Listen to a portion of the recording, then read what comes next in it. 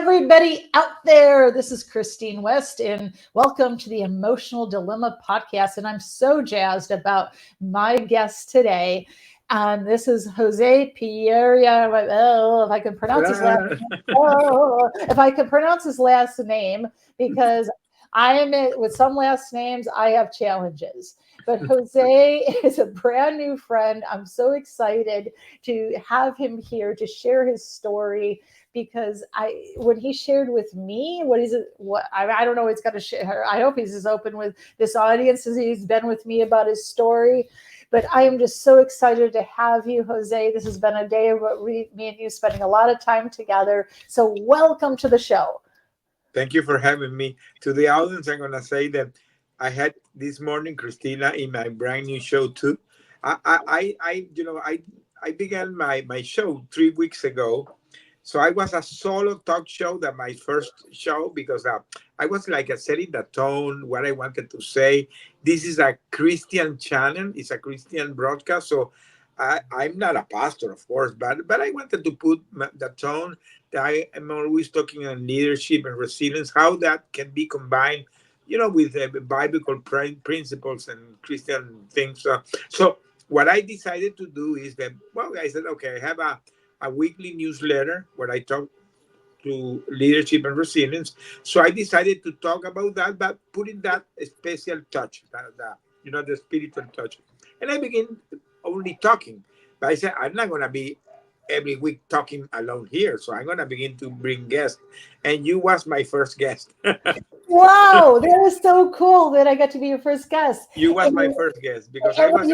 What you shared with me earlier, how many people viewed your first guest? Well, it was amazing because my first show had like 100 views. The second was like 200. The second was almost 300. This show had almost 1,000 views in Facebook. Almost 1,000 views. And it was, I got surprised because the person that came to that, because I did simultaneously that show in Facebook Live and in Audio Room in LinkedIn. So it was a lot of technology that I'm not a fancy guy with that, but we could do it both. And the people that came to the LinkedIn Audio were, well, you were there. You heard the speakers. It became a great show, Christina. Yes, yeah. It was awesome. So with that said, this is your story. This is not my story, because we went through my story this morning about you guiding me. So what was so interesting to me about you and what I know about you, and I know this is a story that a lot of people know about, but they probably never met somebody who lived through it, where you were, the CEO of an oil company, and you got held captive in Venezuela. Well, that's something that I always talk that, by the way, there is a horn, because we're having a lot of issues here today in Houston. I'm going to say first that we had a big storm that the audience doesn't know. I live in Houston. There was like a 3 or 4 day storm, and it has been becoming messy, the city. So you will be hearing your ambulance and stuff all around. So no, it's going to be kind of messy today.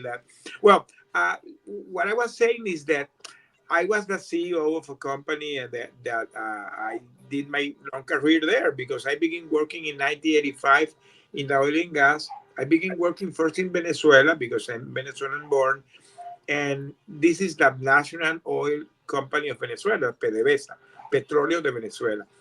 And at the end of my career, I was transferred here to the U.S., to the U.S.-based company that is related to that company, the Citgo Petroleum. So I began to work in Citgo Petroleum, and at the end of the career, I became the CEO of the company. So at the end of my career, I was really in the pinnacle of my career. And that happened in 2017, 7 years ago. So I was almost getting retired, because the people maybe are not aware, but 2017 was a very dramatic year for Venezuela, because the U.S. administration decided to impose sanctions to the country, to the people, to the companies, and even to personalities. and he did an oil embargo very similar to the one that they did with the Russian for the Ukrainian war, and was based because they declared that this government was a communist regime that was illegitimate. And I'm not a politician, but the company that I was working belonged to Venezuela. So I was not happy what was happening. So I decided, long story short, to get retired. So I got approved to get retired. Now we're in October 2017. I came back here to the US. I was in my retirement mode, and 1 month after, almost ready to my Thanksgiving, I received a phone call that I needed to go to a urgent travel to Venezuela to a meeting. And to tell you the truth, I didn't see nothing wrong because it was a normal thing that I was called to a last minute meeting. I was used to it. So I went with a corporate plane. I I I I I I went to the meeting with my 5 top executives, so my 5 vice presidents, because we were going to make a presentation of a revamping of the refinery that we were doing in the Aruba Island. And I did the presentation. It was very big presentation, standing ovation, and I was in like, wow, I was so high, you know, pinnacle of my career, finalizing my career, 35 years, standing ovation. What else you can ask? I was ready to get to my retired mode, and suddenly the life changed for me because these guys, that meeting resulted to be a settlement. So we were caught by the counter military intelligence police of that country, and we became American spies, and we So, became so let me ask you, okay, because okay, so you had absolutely no clue that you and your crew, your team, had no clue you're going to get ambushed. You're just totally blindsided. yes, And totally. okay, now I've never had that type of. I mean, I've been ambushed, but not ambushed in the essence of how you've been ambushed.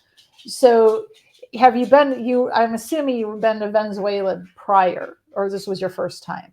No, I was very used to it because, Okay. as I said, that year we were revamping a refinery in Aruba, in the island of Aruba. And because this was a big project and was kind of key for Citgo and for PDVSA, there was some milestone that I had to go to the board to get for approvals. And the board of Citgo was in Venezuela because, as I said, Citgo belongs to PDVSA. There is a Venezuelan company.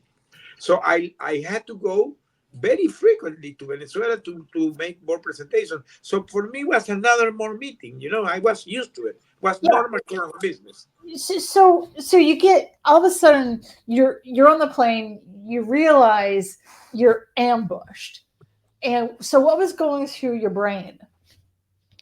Well, I can tell you, and I always mention this. And by the way, in my book that is going to go out, I begin my book with this because normally when you go to a situation like this, you go like in 4 stages. Okay. The first stage is that you deny things. This is not happening to me. This is not true. This is not happening to me. Then you go to another stage that is that why this is happening to me, why God you're doing this to me, why I don't deserve this. You go to that second stage. Then you go to another stage that is that you accept it. Okay, now this is my new reality. And then there goes the fourth stage, this is that resolution. How you decided to face your adversity. And there is the key point where how you decided to face things in life. Okay, so you're first going through the stages of that you're the victim, and it's like life is happening to you, and then how long can you walk me through like how long for you personally and were you all on the same page, that all of you that together on the same page of these stages, or was it different? Were you guys at different stages of freaking out, trying to fight it? Walk me through, like, because if you're just Well, by yourself versus you're with a group, that's a little different sometimes. Well, let me tell you something. First of all, our face could have lasted weeks. But you know why? Because first of all, we were not together. We were separated. I was put in a solitary confinement. They put me in a place that they call the submarine. There is a like a vessel, totally locked without windows and no fresh air, no running water. It was a nightmare. Well, I stayed in that place 10 months totally isolated with the lights 24/7 turned on. So literally, I lost the sense of time and of everything. So while my colleagues were going through, at that moment, I didn't know because I didn't see them. By the way, I was, this guy never told us where they were and how, never, never, never. And I wasn't allowed to talk because these guys were so scary. They didn't allow you to talk, and even you can neither see them in their eyes. You were not allowed to see him directly. You had to look down. So that's the way they treated you, like animals. And of course, I was not gonna ask what was going with this guy because this guy applies a technique that's that anything that you did wrong, you got punished, and if you got punished, everybody got punished. So you try to do nothing freaking because you can make everybody get punished. So, So so to be clear, you if you made a mistake, then the rest of your colleagues got punished for it, everybody, and not vice only versa. not only my colleagues, because I was put in a military confinement base where there were all the political prisoners of Venezuela, and I didn't see them, but I knew that there were around 400 people there. But I saw this guy maybe 2 years after all the people that were there. So, but I knew that there were a lot of political prisoners there. So this guy, even I didn't know them, I didn't see them, no clue where they were. They get punished. Everybody got punished. So, and you were that you committed the cost of the punishment. You know. So what were so can you describe like what was the punishment? I mean, what were some of the examples of a punishment? Well, it depended. They have variations. They could be from physical torture to psychological torture. In my case, they never made physical directly torture because we were a high level political pawn. So but they did a lot of psychological torture. Things like, for example, they didn't give food to you. For example, so okay, you're not gonna have food this today, or at some point when we begin to receive phone calls, there was like 1 minute, 2 minutes. One day you were waiting in the line, excited to get a call, and when you get the phone, they said, "Go to your cell. You're punished." So these type of things, or even worse. One day, my wife, she came to visit me like 3 months after I was there, from here to the U.S. to Venezuela, Right and on. and she couldn't see me because that day I was punished because somebody did something, and she came back without seeing me. So these guys really were very mean guys. So did you so were you born in Venezuela or were you born in the US? No, I was born in Venezuela, but I came here to the US very young because my father worked in the oil and gas in Venezuela, and we were assigned here in the 60s. I had like 5 years when I came here to the US. But I went back to Venezuela, and I grew up in Venezuela. But I grew up in Venezuela in the oil fields because my dad worked there, and the oil fields at that time were handled by American companies. So our customs were very Americans. I live in a very American place. We celebrated Halloween. We celebrated Thanksgiving, 4th of July. All the American tradition were part of my my childhood. So with you being there and I mean what goes through my brain with your wife coming to see you is brave, but did she grow up in Venezuela also or She grew up in Venezuela, and by that time, I the day that I knew that she had come, because I received a small note that I don't know. By that moment, we were receiving some food because the situation with that began to be very, very, very bad because we were not having food.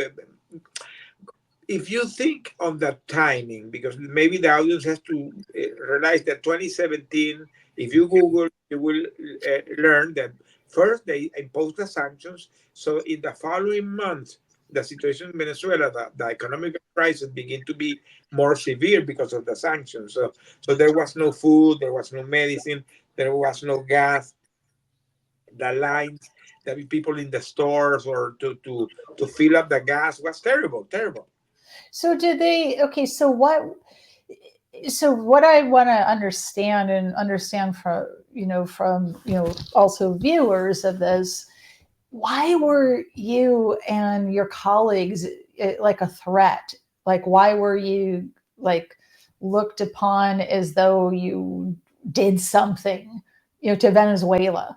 What? No, no, really, really, really, we were collateral damage of the situation because they really what they wanted to do was leverage us to get relief in the sanctions because this is a very sophisticated way of doing diplomacy that most of these evil countries apply. It's called the hostage diplomacy. So Okay.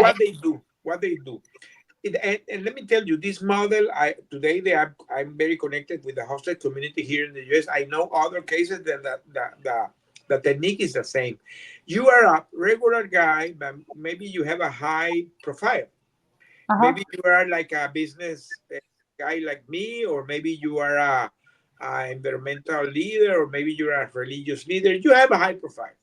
So what they do is they target you and they use you as a political pawn and they begin to leverage you to get something in exchange.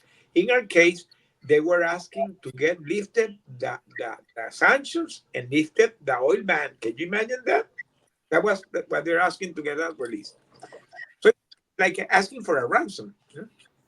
So what was the ransom that they were asking for you and your colleagues? To get lifted the sanctions and the oil ban. And after that, because the US didn't agree, they were asking to get released a very famous drug lord that was kind of a comrade of these guys. So they wanted that guy to be swapped by us. Wow. Okay. This is real stuff. This Oh, is like yeah. I this is a story. This is not Disneyland. This is where so as my brain is wrapping around this, that you're in this isolation, and you mentioned food, but I am also assuming that your habits as far as hygiene were declining. It wasn't as though they were this deluxe where you had a nice flush toilet or a shower to utilize, or a nice comfy bed to. I'm picturing like darkness and concrete floors and things that smell, and there's bugs and potential rats, and that's what I'm. all of that Okay, okay. information we had it. Yeah. Everything. You have a very good imagination because that is exactly what we Okay, were. okay, that's what I'm imagining. That's what I'm tuning into right now, and that I'm imagining that it's dark and you can't find the light, and and basically, if you got to relieve yourself, you just find some place. You just relieve yourself. There's that's is that true? Yeah, and you described it very well. When we went to the place, they gave us the first thing they gave us a mattress stained with blood, and we had to sleep in the floor. And when we sleep in the floor in that mattress, we did not no, we didn't have clothes, nothing. I began to have itching all my skin, and I had escape. All my skin has scabies, and because of the air was very contaminated, I began to suffer pneumonia, and I had bronchitis. I began to spot blood. I begin to my health began to deteriorate very fast. Not only that, I began to lose a lot of weight. I lost 100 pounds in less than 10 months. I lost 100 pounds because I was starving. I didn't have food. I was starving, and the little food we had to eat in the floor. We didn't have no chair, no table, no nothing. We were like animals in that moment, treated like animals. So could you hear voices through, through the walls that there was other life? Yes, not only I heard them, I heard the tortures because Yes. I learned that the wall that separated my room was a wall of a room called the room of the madness. In Spanish, it was called el cuarto de los locos, the room of the madness. That was the torture room, and it was beside my bed, where I slept. So in the night, I was all the night hearing the screaming, the beating, the yelling. It was like a living in a hell. Wow. So in this torturous hell that you're living in, what got you through this? What got you through the stages of going from the victim to finding strength? What got you through it? Well, the first month, as I said, I was clueless. I was hopeless. I was even having some suicidal thoughts because you begin to think that you're left behind. Because, by the way, we learned that the U.S. ambassador tried to visit us several times, and the tension with the two countries was so bad that this guy was recalled. So now there is no U.S. ambassador, and now we had the sense that we left behind. We were thinking that, and we were at charge of being spies and committed treason to the country and corruption. So literally, we can have 30 years, 40 years there. I don't know. So I was thinking that it's gonna spend the rest of my life there. So you were thinking, what, that doesn't have sense to me. I'm gonna take my life out. But the human nature has something very incredible that we have inside us, that inner force, that if you can unleash it, it comes out, and then where it becomes your strength. That is where you, because remember, we're a creature of God. We have that inside us, but we don't know it. So like in the 10th month, I received a visit of a delegation of the UN, came to visit, and this guy began to pressure the Venezuelan government to give us some relief. So the first thing they decided is they allowed our families to begin to provide them food. So they had to bring food. My family managed to send my son to Colombia, and he was sending the food from Bogota to Venezuela, and food and medicine. Second thing is that at some point they decided to put the six together. So the first time we saw together the six, and the third thing is they gave us some phone calls to talk with our family. So all these things. And now I'm having food, now I'm having medicine, now I'm with my pals, and now I'm with my wife. And I decided another thing more risky. I begin to smuggle letters inside the trash cans and send it to my wife, and I begin to receive letters from her. So when I put all these things together, my situation began to evolve. It began to be more hope. I was now aware of all the negotiation that was going on with the US, all the pressure that was happening in the press.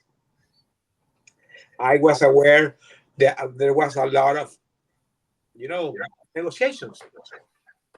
So your situation becomes different. But this is very personal because I could have be stayed in my stage. But I decided to change my mindset because I realized that my family was working really hard to bring me back. So I said, okay, they're doing their job. Now it's time that I do my job. And now we are the six guys together, and we did like a board meeting, and we said, okay, hands, this is our situation. Let's do it through this, and let's come back to our home in one piece in body, soul, and spirit. And we begin really to work that. We create a survivor plan, and we stay doing it the rest of the 4 years. So for the next Wow. 4 years, stay in a daily basis, stick to a plan. So, what I'm hearing is really getting to that place of where you had hope and that you can feel the love, that you had to do your part. It wasn't just somebody coming to rescue you. You had to step up in the only ways that you possibly could, but Correct. also you had to make a decision along the way to start shifting your mindset and finding ways, little ways, to find hope. And that hope and that love was able to start having baby steps.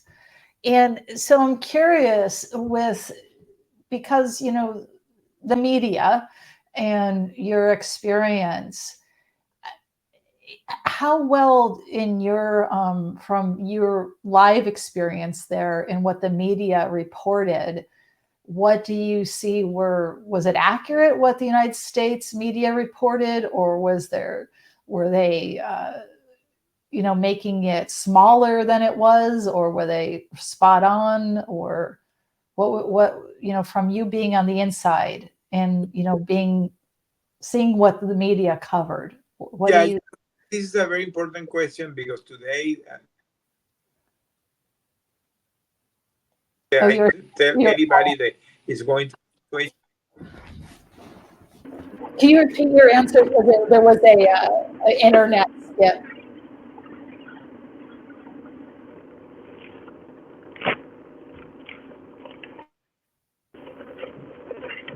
Wow. Ask a very important question, and now we get all this. Wow, this is wild. I never had this happen before.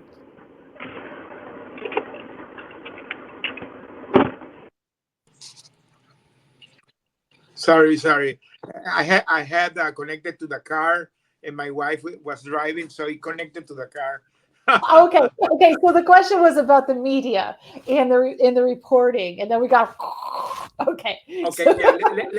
Let me say what was the media, because today they are very aware about this situation.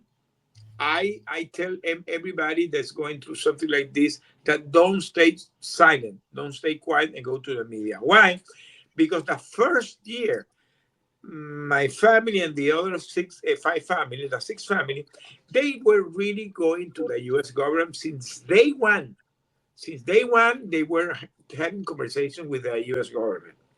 But the U.S. government was advising them to stay silent and don't go to the media, because their intention was to try to do some kind of behind the scene negotiations. That was their approach. And of course, our family did that recommendation. They stayed quiet during 1 year. Didn't happen nothing. Even it was even worse because nobody knew about us. We were abandoned in a jail in Venezuela during 1 year.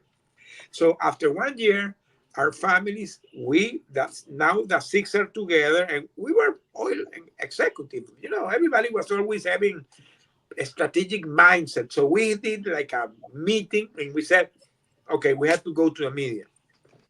And we were managing to, because now I'm smuggling letters, I have ways to communicate with my family. So I sent a letter to them saying, hey, you have to go to the media. And was not necessary because they already had a plan. They had a PR strategies that work pro bono with them, and they create a very aggressive campaign. They went to all the media outlets. If you go to 2018, 2019, 2020 time frame, you will find a lot of news about us. They were interviewed in all the major media outlets that you can imagine. They was in CNN, they were in Fox, ABC, CBS, Wall Street Journal, New York Times, Time Magazine, Washington Post, LA Tribune, Miami Herald, all over the place, even international media. So that began to create a big buzz, a big noise, and that the government began to feel the pressure now. And there's where it appeared the name that they put to us, because we became to be the Citgo Six, because the media always was talking about us, and I believe that it was difficult to be mentioning six guys. So somebody created that name, the Citgo Six, and we became the Citgo Six. It became like a brand. So, so for you all, because they wanted this drug lord. So how did you guys get free? What was the magic? Well, they didn't. The U.S. government didn't approve the drug lord, but they approved release the two nephews of the Venezuelan president. They were the mini lords. They were not so big. They were mini lords, but they were here in a Miami prison. So the Biden administration did a presidential pardon, and they did a prisoner swap, and we came back to a prisoner swap of these two guys. By the way, last year there was another American still in Venezuela, and they did the swap with the drug lord. The drug lord now is free. He was finally released. Oh, so now he can walk over our borders free. Oh yeah, yeah, definitely. Yeah, you know, yeah, yeah, yeah. this is something that is a difficult call, the House of Diplomacy, because always is high politics between two countries, and normally the country has to do concessions to the other. It's a difficult political thing to swallow. That here in the U.S. Can you imagine putting Republicans and Democrats to agree to approve a deal of this nature? It's difficult. It's very difficult. It is very difficult. Their biggest concern is banning TikTok. I can't imagine them talking about something human life that is so precious, that you're sitting in pit, this pit of hell, and anyways, yeah, that this is just shining such a light, Jose, on real life things that people may not even realize that go on. And so you being there for, you said 4 years in this prison? No, 5 years. Five years. So most of the time you were there during Trump's administration, and then you got free under Biden's administration. And so it's really interesting, now that you returned home, what did you need to go through to rehabilitate back into life as you once knew? Because when you go through psychological torture, and when you go through where our environment has so much, it dictates so much of how we behave and how we think. And so what was it like reconnecting with your wife, your family, things that maybe at one time you just took for granted that was always there? Yeah, that's a very interesting question, because let me tell you something, Christina. Christine, that the first thing is that when I was there, part of my survivor plan was trying to maintain my daily routine. What that means, you when you're in a situation like this, you can change your routine. I knew guys there that for example, they never sleep. They were awake all the day long, even in the night. So I was thinking, if this guy came back, they were gonna be like zombies in their house. So I always was having my daily routine. I woke up at 7 a.m. in the morning, and went to bed 11 p.m. and all the night in peace. Why? Because I wanted to create that environment that I was like having a normal life. When I came back, I'm not gonna say that I was 100% okay, because I was having PTSD events. But the U.S. government, the first thing that did is that, because we came under the protection of the U.S. government, and we landed in a military base here in San Antonio, Texas, and we were allowed to go to the program that they use for the MII and the POWs. So I went through that program, and they call like a decompression program. I went to that program. I went to a big trauma center called Mhm. Wakeman, North Carolina. So I began to go to trauma decompression processes. And today I still have a therapist that she see me every Thursday. But we now are friends. We became friends. I had done audio rooms with her in here in Nixon. So we are really friends. But part of my healing process, talking, like I'm talking to you, Yeah. writing my newsletter. Now I have this radio show. I post things in Facebook, in LinkedIn, in Twitter, and all over, and I wrote my book, and and I do public speaking too. So all these things that I decided to do is is it has been part of my healing process. I because I decided to verbalize it, and verbalizing I have been taking everything out.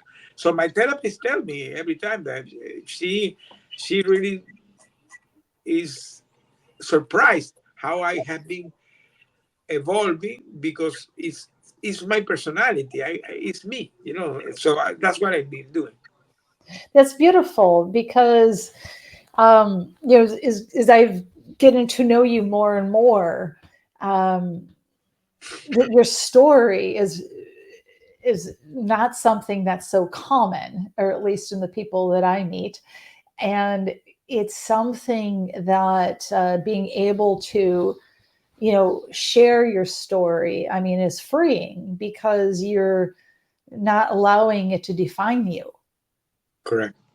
Not only that, I learned that the situation we went through, because I was a guy that always was having this strategic thinking. I always did leadership positions in my life, and now I have this new experience. So what I did is I combined all my previous life experience with my new life experience, and that's my coaching program. That's the base of my coaching program that I decided to call Life Build for a Survivor Guide. That is what we're talking here. Things that if you're in any business or in your life and you're having challenges, because Christine, people maybe can be hostage of their beliefs. Maybe Yes. you're not a physical hostage, but you are in hostage of your beliefs. So the way I help others today is try to untap that unbreakable spirit that you have inside that we discovered because we did it. And I'm not an expert. I'm a testament that works. It worked for me. It works to anybody. Well, you hit on something that's so incredibly important because inside of us, you said we can be a prisoner of our beliefs, and that is so true because we can be, inside of us, the world that we live in is can be miserable. It could be that victim. It could be all kinds of crazy things. Yeah. And as far as what you use your experience for, mental resilience, and it's remarkable. Something you said is simple, but it's remarkable that you stayed within your routine, so that way, to me, that would be more of you keeping like the equilibrium of your body Mhm. and your spirit together, and instead of focusing on the screams and the yells and the what I would consider the unhealthy, smelly circumstances where your freedoms or the things that you once upon a time were used to, as far as opening a refrigerator or going to dinner somewhere or hugging your wife, little simple things that people do, and then it's taken away. And what I have this visual coming to me because I am very visual. You fix it. It's almost though like I see this like this board game or this this game of survival. There is a game, isn't there? A game out there like a board game called Survival or Yeah, something? and let me tell you, we did simple things. are simple things, like to tell you the truth. When you put all together, it keeps us, with same. For example, eating, something so simple as eating. Yeah. We had the first year no table and no chair, so we were eating in the floor. So when we were put together, the first time we saw a table and a chair was 1 year after. So now we have a table and we have chair. So what we decided, we were in three bulk bed and we said, okay, let's do a schedule of eating. So everybody could eat alone in peace in the solace with itself. So for example, I was the first one. 6 a.m. in the morning, I woke up. Now I'm having this food. I have a small fridge, a small micro. I put it in my micro. I sit down and I'm in praying and I having my meal like it was in my home. Everybody was sleeping, lights turned off in a peace. That routine came hours, one by one doing that. So now everybody eats. Now we're gonna exercise. So we begin to do yoga. We begin to do meditation. We begin to do static running. We begin to do push-up. We were like hamsters doing things. And then now we have to clean because now we're in the pandemic 2020. So we were cleaning. Everybody has a schedule to clean that tiny room. We put it like, like something very clean, very sanitized. And now, okay, we finished. Now we're going to read. So everybody was in his bed reading. And now we're going to write. And now we're going to have fun. We begin to play domino. Have fun. Talking, having deep talking with others. And at the end, decided to read the Bible and begin to pray.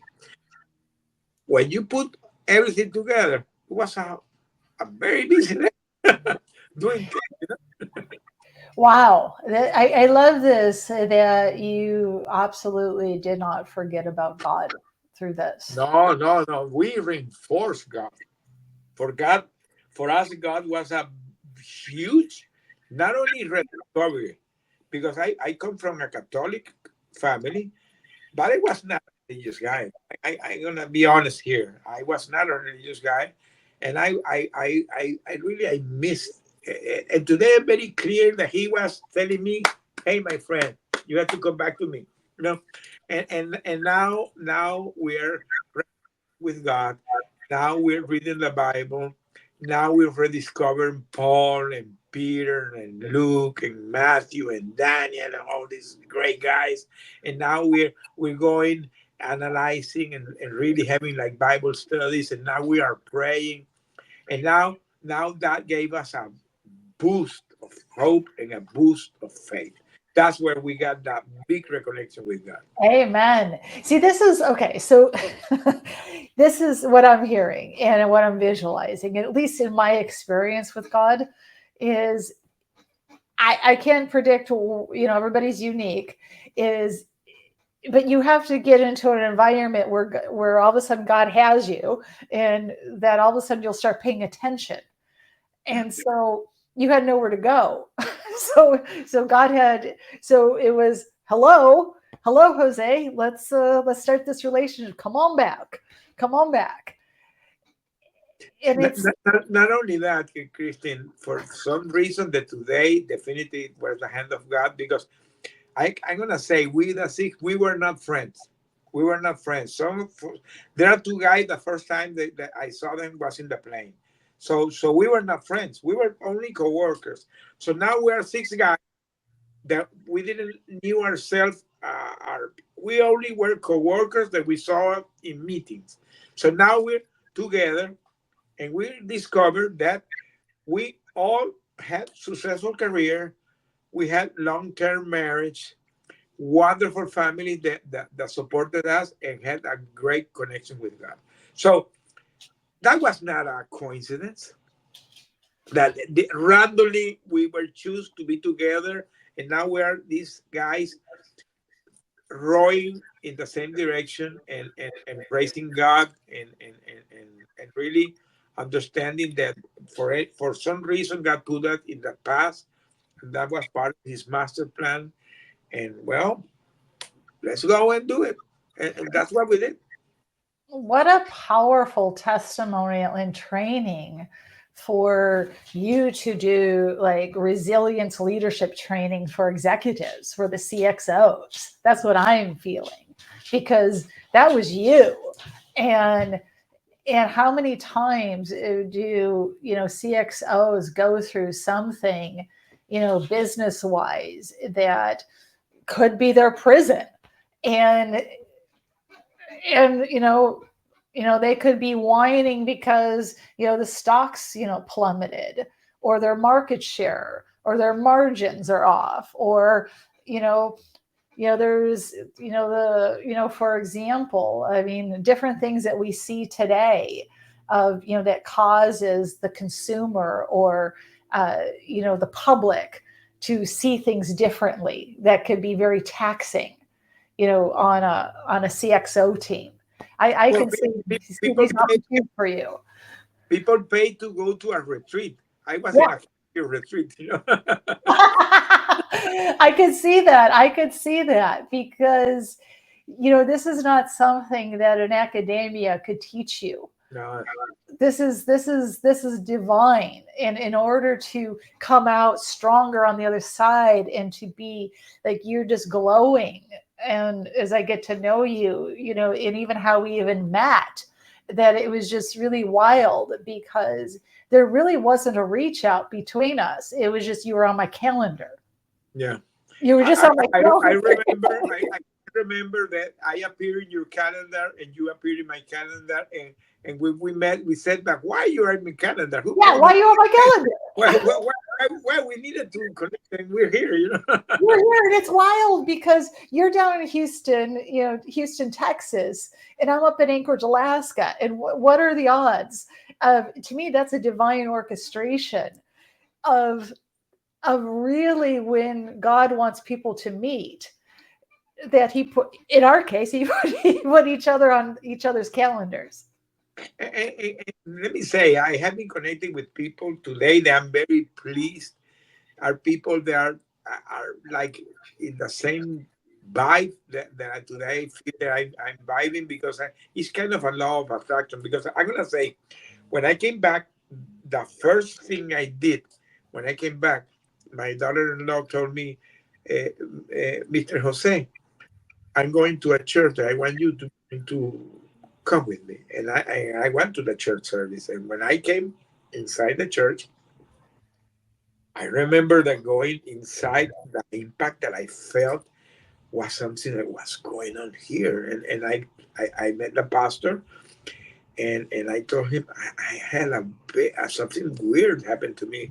And he said, because you were received by the Holy Spirit. And, and that for me was totally changing, because now I'm very connected to church. My wife and me, we do church service, and now I have been more aware that the situation that we went through was something that was part of the God master plan. So Yeah. sometimes his paths are very mysterious, but believe me, when you begin to understand them, when you begin to see the signs, when you begin to see what he has been doing to you, that he has been kind of forging you, shaping you, you get. I'm not gonna say that I'm pleased with what happened to me, of course not. But you are pleased about that, how you decided to overcome the situation, how that you decided to understand the things that went, why I went through it.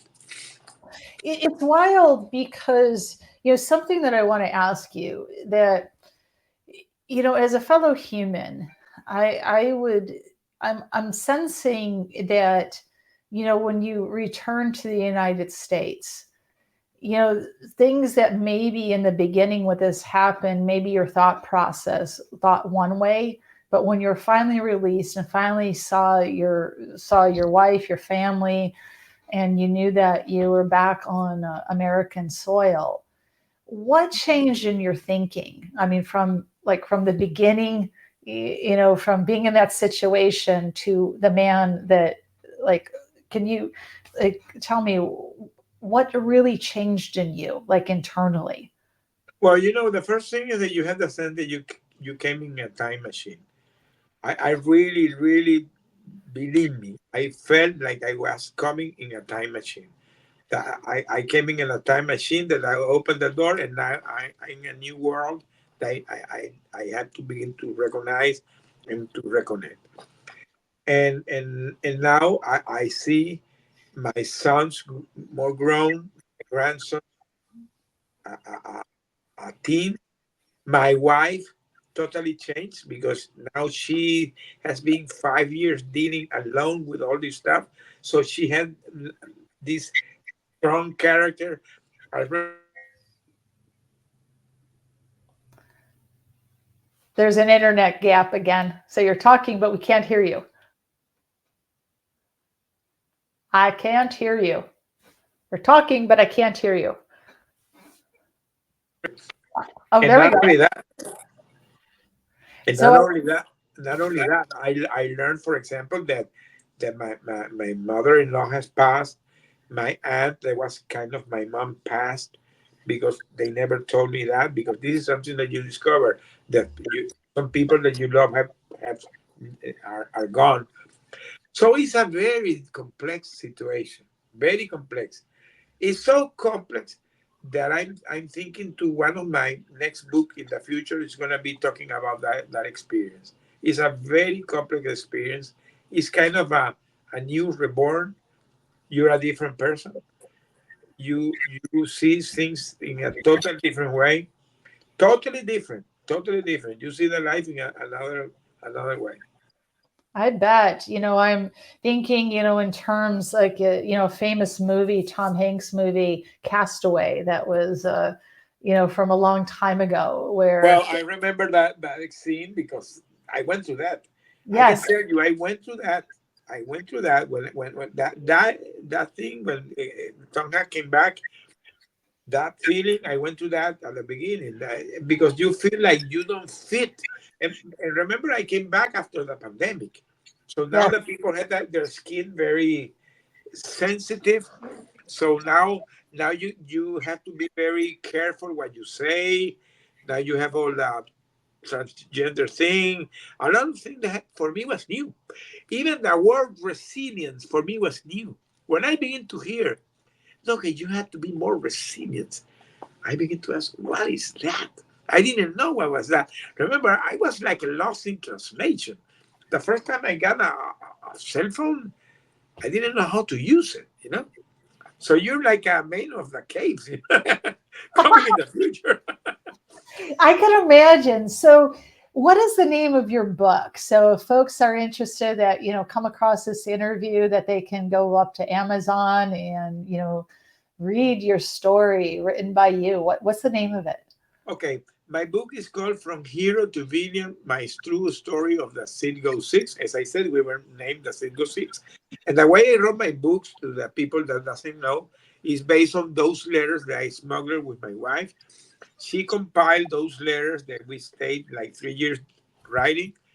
And we have more or less, between her and I, we compiled like 1,000 letters.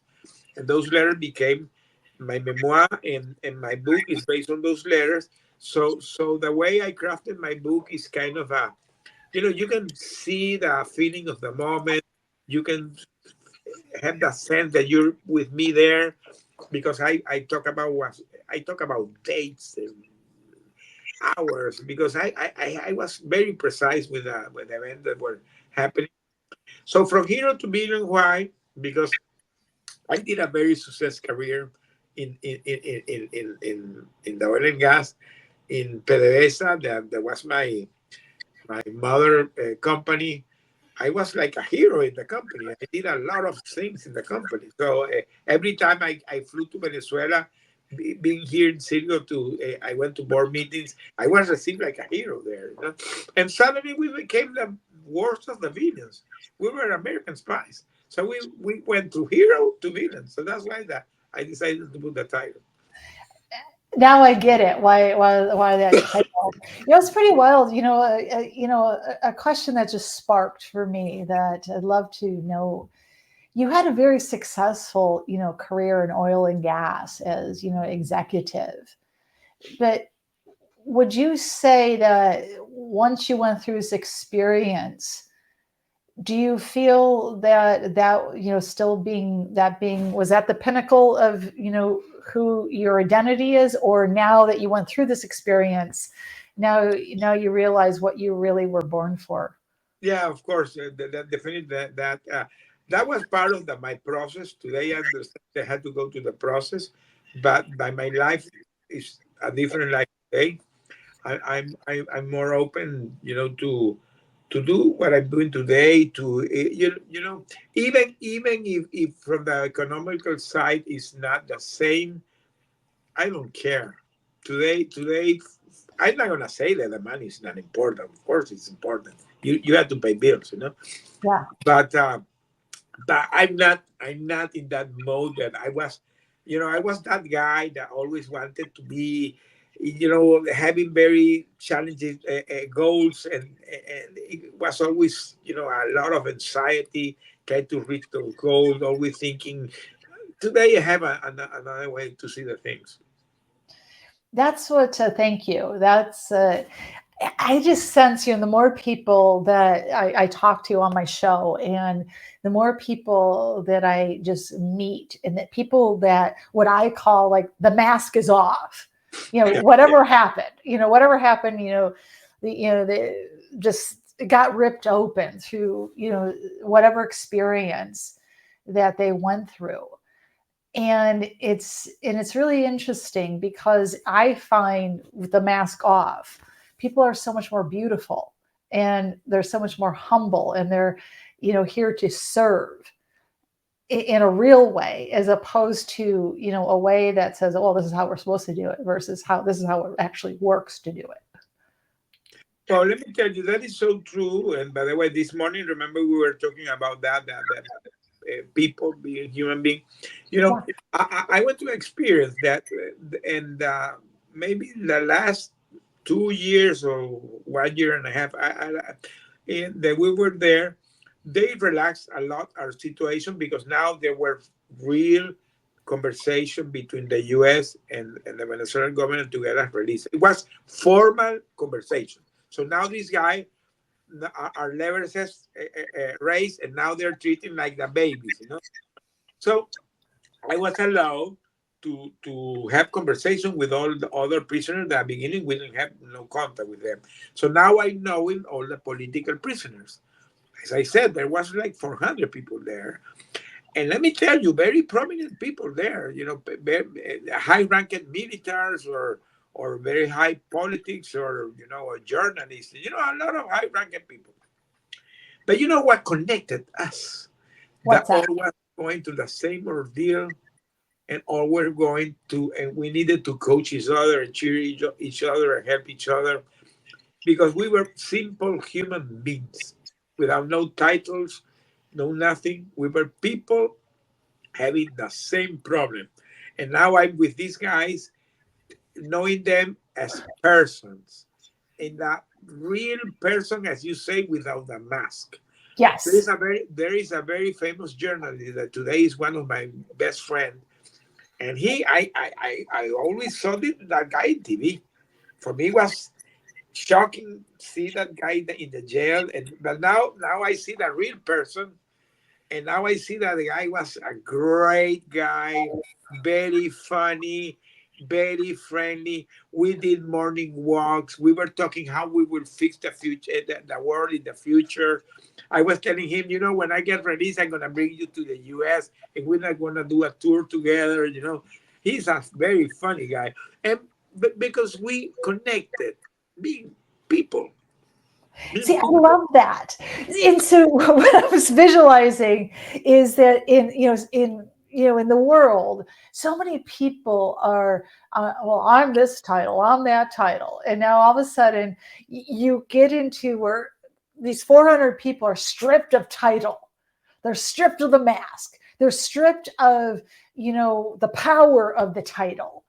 And now all of a sudden it's like you got to learn how to be human beings, and you have to learn how to connect. Wow, we're right in my alley here. This is like I mean, I wouldn't foresee doing it that way, but what a beautiful testimonial of, to me, that's a divine testimonial of all of you coming together, not on the circumstances of doing an approach that was done, but that you all came together as human beings in a human connection. I Yeah. love it. I love it. That is so awesome. But this has been a quick hour with you, and I can just talk to you and keep talking and talking. But what is the best way? We talked about, your book. They can go to Amazon. They can find you on LinkedIn. They can find you on Facebook. I Any have my webpage. I refreshed my webpage recently. My okay? webpage is very easy. It's www.joseconnect.com. In there, you will find my coaching program. There is a page dedicated to it.